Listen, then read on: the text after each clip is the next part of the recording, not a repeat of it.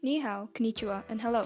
On April 7 to April 12, 2013, in Shanghai and Hangzhou, China, and Tokyo, Japan, a trade mission occurred.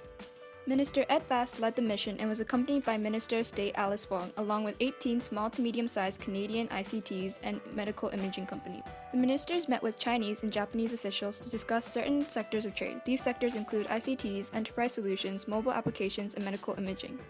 The goal is to grow trade ties to China and Japan, which showcase Canada's expertise on trade missions. This process would also increase their exporting to be larger and have faster growing market.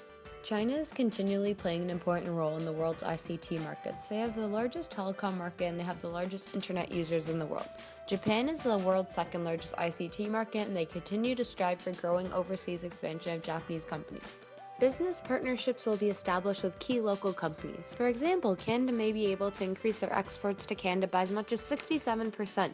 Japan's market size is over $900 billion, which is more than half the size of Canada's GDP.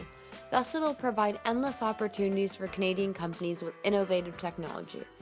Also, the Economic Partnership Agreement could boost Canada's GDP by $3.8 billion per year, equivalent to almost 30,000 new jobs. Canadian businesses are able to lower their prices and become more competitive in the market due to the exports from China being significantly cheaper. Considering Shanghai is the world's largest city, it can influence Canadian businesses by broadening their outlook on commerce, finance, and technology, and expose Canadians to the growing Asian market. Do you know where on the political spectrum Canada, China, and Japan are? Canada is a mixed economy, Japan is a market economy, China is mainly a centrally planned economy, but they have recently begun adopting some of the market economy practices. China is not considered as advanced compared to Canada and Japan as they are both part of the G8, while China has an upper middle income economy as they are a developing country.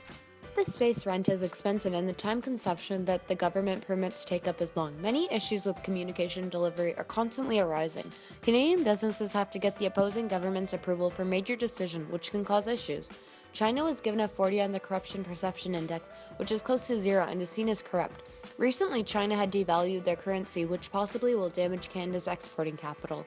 They believe this could force other Asian countries to devalue their currency as well, making exports to Canada cheaper and increasing trade deficits even further. Japanese companies do not welcome new competitors. There is a dense network of procedures in Japan that Canada does not require. Japanese customers have a very different taste and can cause the company to reevaluate their product.